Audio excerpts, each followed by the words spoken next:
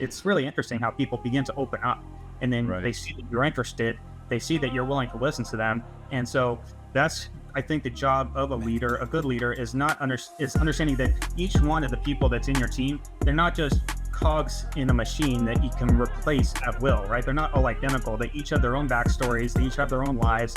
And the better you are at understanding each one of them, the leader's job is to hold the standard. It's not to make everybody happy, it's to lead the organization and ensure that the standards are being met. Right. And so if somebody isn't meeting the standard, it's nothing personal.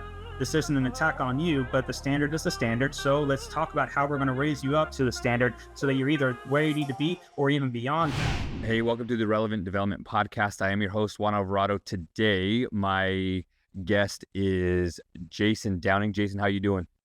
I'm doing great. Thanks for having me on. Awesome. Hey, so can you just tell the listeners a little bit about you and how you got started?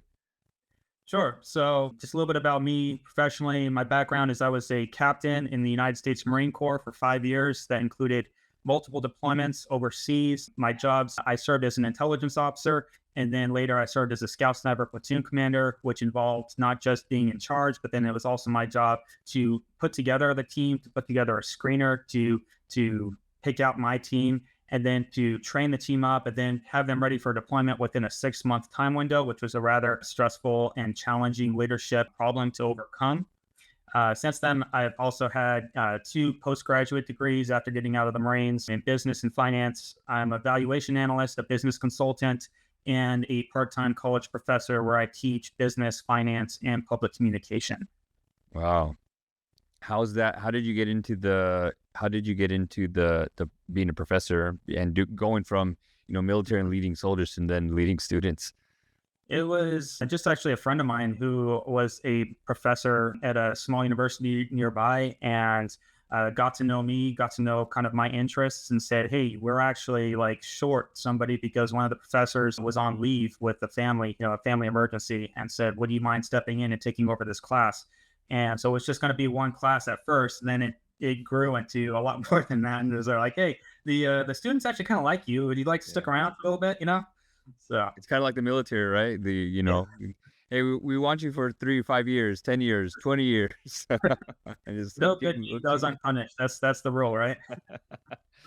Awesome. So my first kind of question right now, just as I want the listeners to kind of get to know you a little bit, is the leadership that you do. Do you see a difference in how you led Marines and troops, a platoon, a battalion, those types of things, to then leading, students?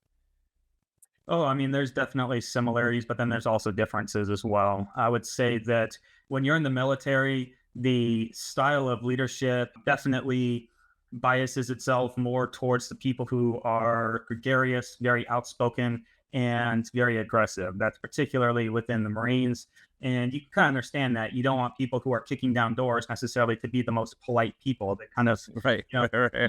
like, for people who tend to be more aggressive just by nature, right? And then if you're leading on the battlefield, that requires a certain set of skills. You're probably going to need to be a little bit louder. You're probably going to need to be a little bit more forceful, and you're probably going to, not ask for a whole lot of input if it's a time-sensitive situation where a decision needs to be made right away. When you're stepping from there over into something like a college atmosphere, obviously you kind of tone things down a little bit and you're less aggressive, but the fundamentals all stay the same. And so, what we can talk about in a bit, in terms of like leading by example, in terms of keeping your subordinates informed, being able to look out for the welfare of your team and being able to build the team intentionally. These are all things that whether you're leading in a corporate environment, whether you're a professor, or whether you're overseas in a military position, these things all stay the same. And so once you have that grounding in basic leadership skills, it's very, very applicable in a number of different scenarios. I know for myself, I don't know. I think you said that you have a child or a couple kids. I actually just had my first kid 1 month ago. So. Oh, wow. You're new. So we won't even get into the parenting piece because officially you're a parent, but you're not parenting just Yeah. It's a trial by fire right now, not sleeping that much. So my question is, I know for me, when I got out of the military, right, we think, I remember coming back putting us back to like civilian talk, right? And hey, when coming back from deployment, right, we go through this, how to adapt and get back into being a civilian again. And Right. remember, one of the things that they told us was, hey, your life didn't stop and pause. Mm. Everyone continued to go. Your spouse probably has friends that you don't know before, got closer to different people, maybe Yeah. has different friends. Understand and know that it kept on going. Right. But at the same time, we don't process that right away. And so it's almost, to the question I'm leading to is, we're used to, we know the position on the totem pole. We give a direction, we give something to do, and it's done at the highest level possible. But Mhm. now then you go into teaching or with students or working with not just that. Not, I don't want to kind of keep on saying with you being a professor, but Mhm. working for an organization to where now you're dealing with people that are going to give you excuses, that are going to Mhm. say, I don't feel like it, or give you attitude. Where in the military, it's like, you didn't do that. You bit your lip and you drive Mhm. on, right? Right. How did you as a leader, because I want to get into the whole leadership thing, how did you as a leader learn to kind of navigate that switch of, the hell you mean you can't, or you don't want to, or whatever? I mean, it's so different. Right. How did you navigate that? Because I know that there's a listener out there that is going or has gone from one organization to another organization. They're like, this is Mhm. not how I'm used to working. So it doesn't necessarily need to be Mhm. from military to civilian life, but from one organization to another, these people aren't Mhm. the same people that I used to work with. So how does a leader kind of navigate through that? Part of it for me was just a kind of a personal recalibration. I remember when I stepped out of the military, and then the first place I went was back to schooling for myself. So I would get my MBA Mm. and working with several other students who were professionals in their own right. And I had the kind of very aggressive leadership style, whether it was in a small group or whatever it was within a classroom setting. And you ask a question and you're responding like you would in the military, very upfront, very kind of loud and bold. And then I would notice the other kind of students in the class, and a few of them were tended to be more withdrawn, tended to be more kind of introverted, a little shy. And my initial reaction was to kind of assume that they didn't know what they were talking about. It was just like I wasn't used to that kind of response, right? If you don't speak up right away in the military, you tend to assume that person doesn't know what they're talking about. But what I learned very quickly was that some of the smartest people in the room were just those that were a little bit quieter, you know, Mm. and you just needed to learn how to talk to them on their level. Kind of, you could draw them aside, you could talk to them one on one, maybe. Don't always put them on the spot in front of the group. You can always talk to them, have kind of sidebar conversation. And if they need a little bit of time to express their ideas, so they don't have it, entirely put together in their head when they start talking, and they need a little bit more time to talk through it, give them that space and just kind of ask them questions, help to draw them out and include them in the conversation. If you do that, it's really interesting how people begin to open up, and then Right. they see that you're interested, they see that you're willing to listen to them. And so that's, I think, the job of a leader. A good leader is not under is understanding that each one of the people that's in your team, they're not just cogs in a machine that you can replace at will, right? They're not all identical. They each have their own backstories, they each have their own lives. And the better you are at understanding each one of them, and you know who they are on a deeper level, who they are outside of work, is going to make you a better leader overall. Right. And don't talk to them with your hand like this. So it's a nice hand. Only those of us in the military are gonna know what the heck we're talking about. But yeah, huge, big difference, right? So that's one level of leadership that I kind of wanted to touch is, how do you navigate through that? So thank you for that. But then there's gonna become a time where I feel beat up. Mhm. A lot of us in the military have gone through this, but I think everybody in the workplace, right? You have burnout, you have things like that, and I just Mhm. don't want to lead right now. I don't feel like, I just had this day, to be truly transparent. I had this day Mhm. on last Friday, a couple days ago, Right.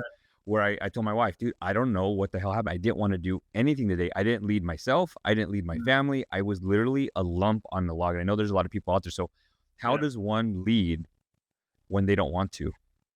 It's a great question. And I think I'm going to answer it in two ways. One is that, and you kind of already spoke to it, is that the first part of leadership is leading yourself, right? Mm. So you are going to need to embody everything that you want your subordinates to do. So one of the things you probably, if you're a good leader, what you want them to do is be able to balance work life, right? And be able to understand that their health matters, and that you want them to take a little bit of time for themselves. If they're feeling down, if they're feeling sick, you want them to be able to attend to that, so that then they can come back and be a better version of themselves when they're at work. And if you want your subordinates to do that, then maybe you need to take the time to also set the appropriate boundaries, set some work-life habits that are conducive to your own well-being first. You need to model that in yourself if you want your subordinates to be able to do that for themselves, and to be able to have that self-awareness to say, okay, I'm not feeling 100% today. I could push through it. Yes. But also, if I'm reaching burnout, then there's a real need for me to be able to maybe take a step back and be able to focus on my own health and well-being too. And in the long run, that's going to be better for the team. It's going to be better for the organization. So I'd say that'd be my first answer. The second is that, in the military, we're always talking about how the unit that you're training and that you're leading should be able to operate without you, because that's a very real possibility when you're in a wartime scenario. Is one bullet and you're gone, right? Yeah. And if the entire unit falls apart just because you're not there, well, that's on you, because you didn't lead them appropriately. You didn't train up somebody who could take your spot at a moment's notice. So it's the same idea. You, as a leader, your team should be able to lead without you hovering over the top of them the entire time. If you have to hover over the top of them the entire time, either you're not training them effectively, or you need to get a different team, because there's something else going on there that's not effective. Right. And that's huge. I remember, going and doing exercises, right? Before we would go on deployment. I remember, the person that was in charge of the exercises would come into a room, a tent, the field, wherever you were at, and he would say, you're dead, and you're dead. Go to the mess hall, or go back to your barracks, go back to your bunks, whatever. Now go ahead and operate. And they're all of a sudden, you're like, what the heck? How are we supposed to operate? And only those best organizations, or the best groups, or platoons would go ahead and be successful, because that information came downhill, and everybody knew the mission, everybody knew the vision, and we all knew the job of the person to the left and to the right of us. And I think a lot of organizations, one that I was most recently a part of, do really well when the leader is there. They actually do just as well with that leader gone. But then when the person comes back, it's like, what's going on, and what happened, and what's this and what's that? And it's almost like they don't function well without the knowledge of the organization. Yet the organization actually ran pretty well with that person not there. But you have a lot of people a lot of organizations who don't execute well, because everybody doesn't know each other's job. One person leaves, they find a better job somewhere else. And then now that the person is gone, and this is the part that I hate in the workplace, is we're not going to fill the position. We're just going to disseminate the workload and put it on everybody else. It's like, well, I already feel undervalued, underpaid, and overworked. Now you're going to give me more. Right. But I think this, even as a parent and as a new parent, I would say, like, I heard two different things, one from a mother's perspective and one from a father's perspective. But it said, like, a mother's duty with her kids is to love on them so much that they know that they're loved when they leave, right? Like, a parent's job is to raise up our kids for the day that they leave. Right. And I think in the Western side of things, we all say, when you turn 18, you hit the door, go ahead and go. Where a loving parent, not to say that they're not loving parents, but a loving parent, or a parent that guides, will say, when you're ready to go ahead and go and give the kid the option. Right. But at the same time, like, I tell my boys, my job as your father, as the man of the house, is to teach you how to become men, so much so that you don't need me anymore. Do I want you to lean on me every once in a while? Absolutely. But my core job is that when you decide to move on, you no longer need me anymore. You know how to be a man, you know how to be a father, you know how to provide, and you know how to do that. And if you don't know how to do those things, you know the pathway to come back and ask for help or provision or anything like that. And the same thing goes for leadership. If my sons don't know how to take care of their mom when dad's gone, or knows how to cook for themselves or do something when we're gone, then we're failing as parents. Well, same thing in the workplace as the leader. If your employees don't know what the hell to do when you're gone, there's an issue, a problem. Absolutely. And I think the big thing for kids, now granted, this is all coming from my vast 1 month of experience, but I have my vast 1 month. My understanding is that I mean, your kids are gonna imitate what you do, right? The Mm, best lesson that you can give them is not what the words coming out of your mouth, even though that's important, but it's the actions that you do every day. You want your kids to respect their mom, well, then you respect your wife, and they will learn, and then also respect your mom when she's around, and they'll be able to see that, and they will start to imitate that. So On your profile, can you still hear me? I can edit I this can part still out. hear you. The Yeah, video. I noticed that my video went off, and we'll work with that. But what Okay. is your? Do you think that this leadership mentality is a version of or similar to what you call the warrior spirit? Is that similar or different? It's very similar. I would say it's kind of a subcategory of the warrior spirit. So the my book that just came out, Reawakening the Warrior Spirit, exploring what it means to be a warrior in the modern West. I define the warrior spirit as the spirit that enables you to confidently, courageously, and honorably confront the opportunities and challenges that you face in your life. So a big piece of that warrior spirit is the leadership components. In the Marines, we have a phrase that whenever two Marines are together, one of them's in charge, and it's the senior ranking, which means that it doesn't matter if you're a PFC or a lance corporal. If you're the senior Marine in the room, it's your job to be the leader, no matter where you are. So you're always teaching your Marines, no matter what level they are, you're always teaching them to be leaders. And if you're going to be an effective leader, you need to have that warrior spirit, that ability to confidently, courageously, honorably confront those challenges and opportunities that you face in your life and that you're going to face, that your team's going to face, that you're going to face in the workplace. If you don't have that, then I think you're ultimately going to be a very ineffective leader. Where do you think that went? Because I don't think that everybody. I think at one point people had a very good outlook on leadership. They knew what they were Yeah. doing. They knew where they were going. They knew a lot of self development, personal development, professional development. But it seems as if a lot of mentalities now is, Mhm.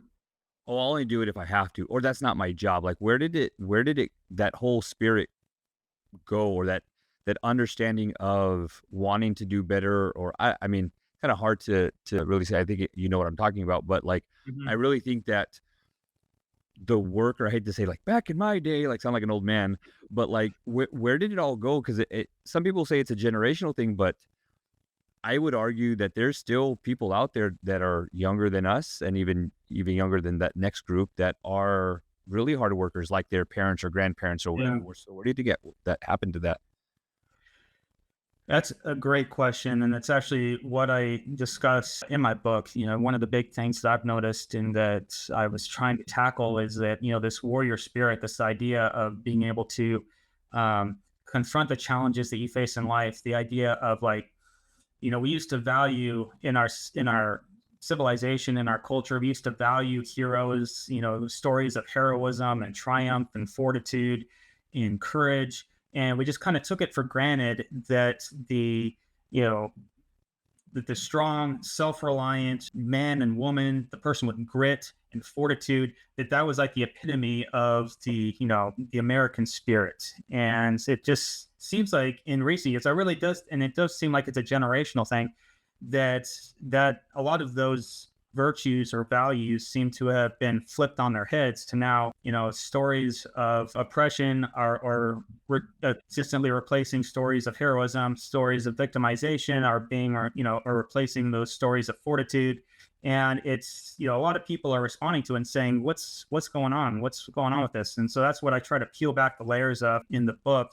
And, I read this quote recently by Dr. Thomas Sowell. He said, I'll go ahead and read it. There was a time when we honored those who created the prosperity and freedom that we enjoy. Today, we honor the complainers and sue the creators. Perhaps Mm, that is inevitable in an era when we no longer count our blessings, but instead count all our unfulfilled wishes. wow. And yeah, and so where did it go? Well, I think there was a couple things that have driven it away. I think one of them is that in many ways, we're kind of a victim of our own success in our culture. There's that old phrase that hard times create good men, good men create easy times create, so was it go? Yeah, I know what you're talking about. You know what I'm talking about, right? Yeah, Yeah, good men create easy times create bad men create hard times. It was something to that effect. yep, And we've been living in a period of pretty good easy going for a long time now. So it's perhaps just a victim of our own success in a lot of ways. A lot of the problems that we have in our culture, I mean, we've already solved some of the most severe problems out there. A lot of, the diseases that were death sentences years ago, they've all been eradicated. Nobody or very few people in the West are starving or going without food, going in without water. So I think that's part of it.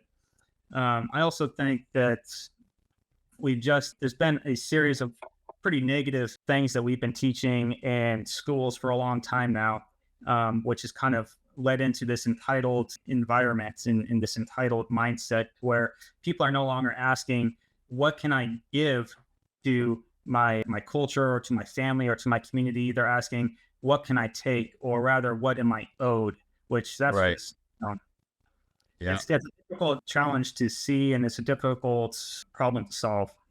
yeah, for sure. You're finding that, yeah, that sense of entitlement, and I don't need to work for it. Minimum wage positions going up. I think some deserve a wage increase, but there's got to be Yeah. a basic level of certain things to earn your way up. I mean, it sucks to say, but everybody needs to work somewhere, and there's always going to be a bottom. There will Mhm. always be a bottom of Mhm. the pecking order. There'll always be a bottom, like everywhere, and you have to learn how to work your way up. There will Mhm. always be somebody who needs to wash cars. There'll always need to be somebody who works at a fast food restaurant. But then there's those people who then say, well, then now I'm going to become the manager of this Mhm. fast food restaurant. I'm going to Mhm. become the regional manager. I'm going to move my way up. And so it actually helps people to say, hey, I want to get my way and work my way out of here. How do I Mhm. do so? And I think that, a lot of people don't view that anymore. It's like, hey, well, I'm worth this. Well, did you put the work in for it? Did Right. you did you do that? Well, Um, we always went through this in real time. My wife owns a medical company, and so we were hiring a first year doctor just out of medical school, and she came in with this doctor who's actually turned out to be quite great. But at the beginning, there was this kind of uh, it was definitely a sense of like expectation and entitlement where she just told us, well, this is what I think I'm worth. And we kind of had to break it down for her. It's like, it doesn't really matter what you think you're worth right now. What matters is what the market says you're worth. right, And I could go out anywhere, I could hire somebody for this much. Now, if you think you're worth more than that, I believe you, but you're going to have to bring more value to the company in order to justify that, because this is just what the market rate is. And that's what matters. And so I think that there's like a misunderstanding out there. People aren't taught a whole lot about economics and the way it works. Also, they've never run a business before, so they don't understand how business works. I think also one of the kind of disturbing trends I noticed when I was in school, and I've been in school quite a bit, is that there's this sense of kind of this academic elitism where mm, anything that's blue collar is viewed as inherently less important than white collar jobs, or definitely less important than the job that you should expect when you're coming out of school. And I know for me, like I started by cleaning pools in my spare time when I was going through school, and personally, that like I got paid by the pool, and I got so good at it that I was actually making a lot, like well above minimum wage. And I was outside, I was working. I knew how to communicate with my customers and my clients. I knew how to set a schedule. I knew how to do my job, and I knew how to do it well. So there was a lot of lessons and skills that I learned in that position. I could have looked down on it. I could have said I'm better than this, but because I didn't do that, I was able to walk away with and move up to the next level when the time came. And a lot of people just don't have that anymore. They don't have that mindset. Like it really starts in gratitude. Like, let me be grateful for what I have, for this opportunity that I have. And yes, I want more, but I don't think that I am entitled to that. I'm simply going to work my way up, and I'm going to get there. right, right. Let me be thankful for what I have, and be happy where I am, right? There's a gratitude piece. Let me be happy and thankful for where I am so that I can work for the things that I want. Because right now it's maybe out of my reach or out of my knowledge or out of my pay grade. I'm going to get there, but let me be Yeah. happy and current in what I'm doing so that I can get that. I think it's Jim Rohn that says you don't get paid for the hour, but you get paid for the value that you bring to that hour. And then he Yes. talks about like somebody can throw out the trash and just throw out the trash. But if somebody throws it out and whistles while they do it and greets everybody on the way out to the trash can and back, they're probably going to pay them a little bit more. I add the thing of like, why do you think those people who speak a foreign language, Spanish or Yeah. anything else for that matter, gets paid a little bit more? There's a bonus because I can now communicate to more customers than the person that just speaks one language, whether that's English or whatever it is. So it's the value that you bring to that hour. And so you have to ask yourself every day, how do I add value to myself? How do I add value to others? And if you can do that, you'll get paid more by osmosis, if you will, right? You just keep on doing it, and it's gonna, it's going to happen.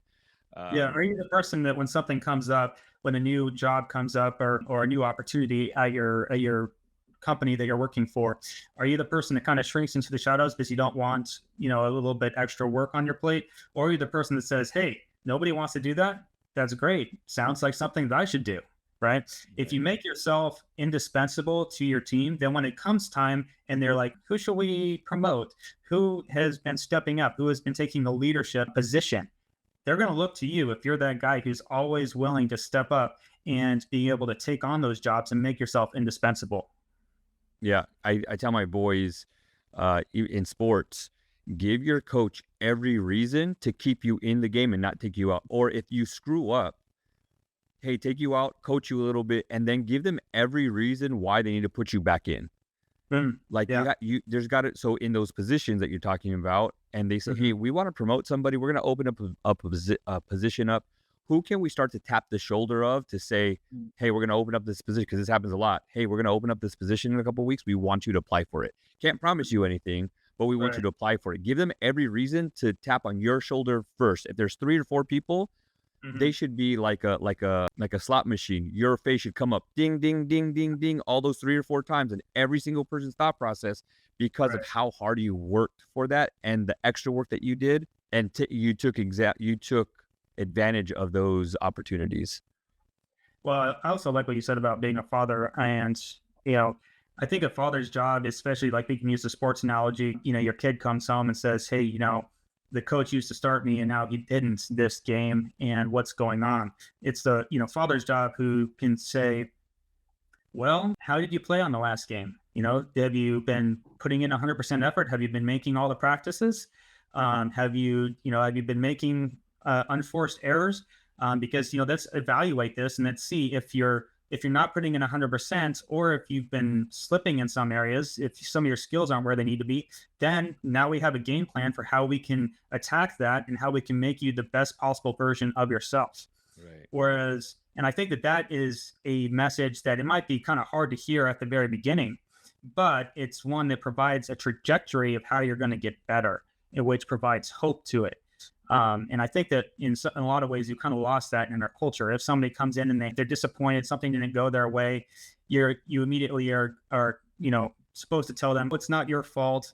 It must be the coach's fault. It must be somebody else's fault. It's not your fault because you're perfect just the way you are.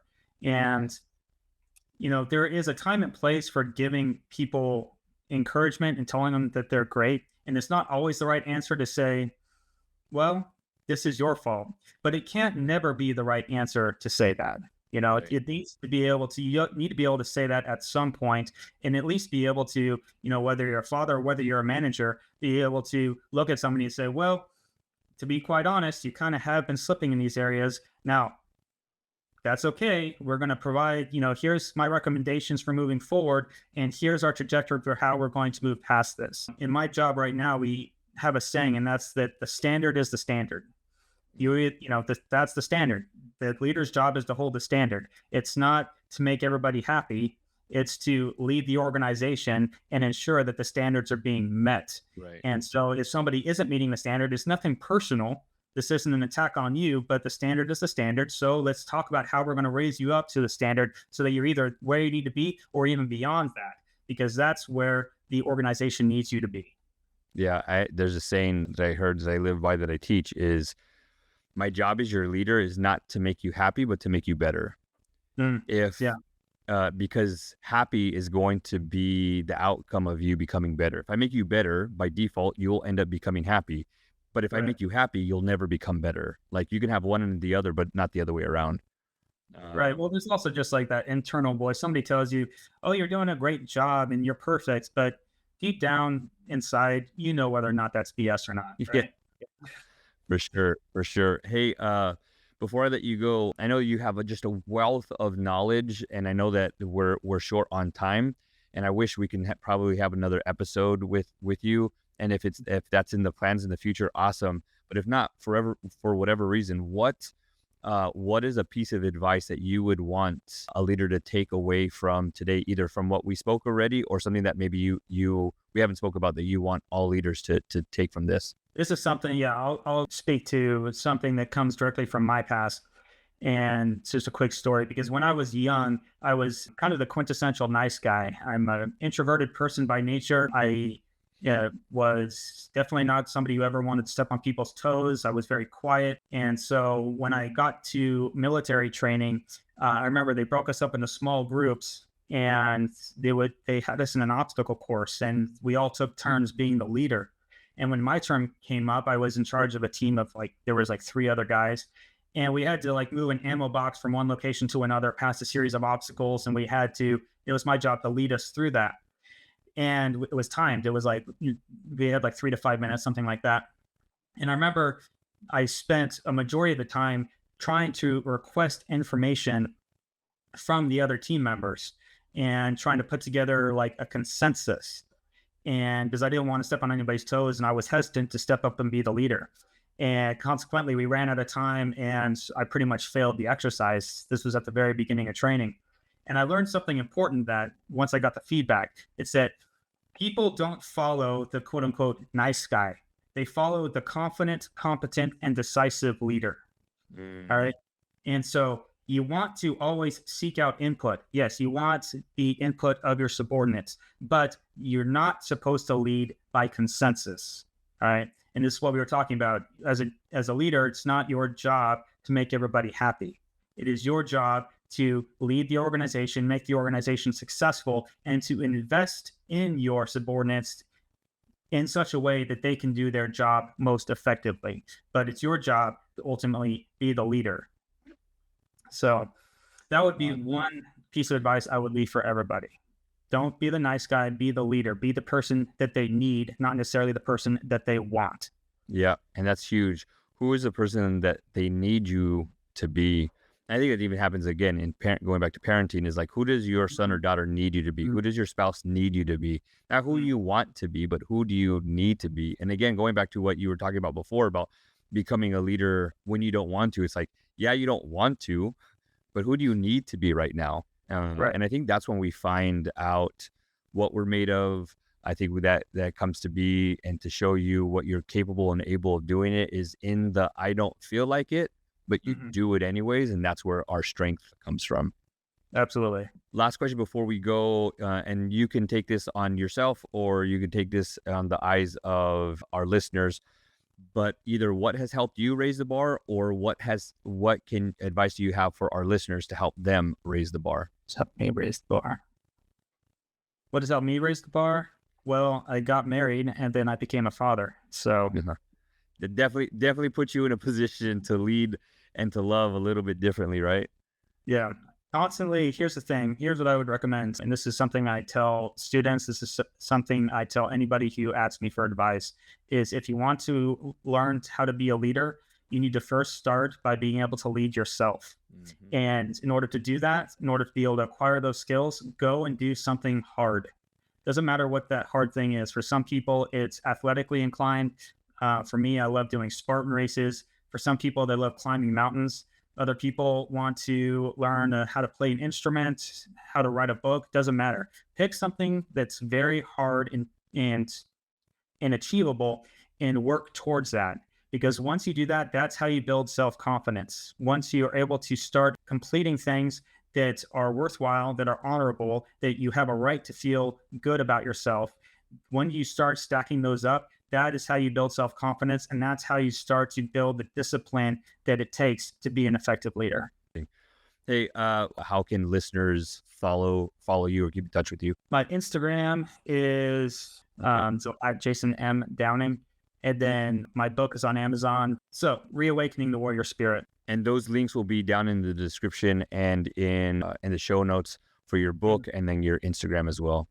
Excellent. I just want to say thank you for your service. Thank you for your dedication, not only to yourself and your growth, but leading others through, I'll just say, to put it nicely and fairly, through all the things that you had to go through and endure. Thank you for leading them and being the man that you've been called to be. Thank you so much for your service, and I hope you have a blessed Veterans Day. It's tough for a lot of us. For some people, it's a cool day. Other ones, it's tough. I hope that you feel loved and appreciated and valued this weekend when we have Veterans Day.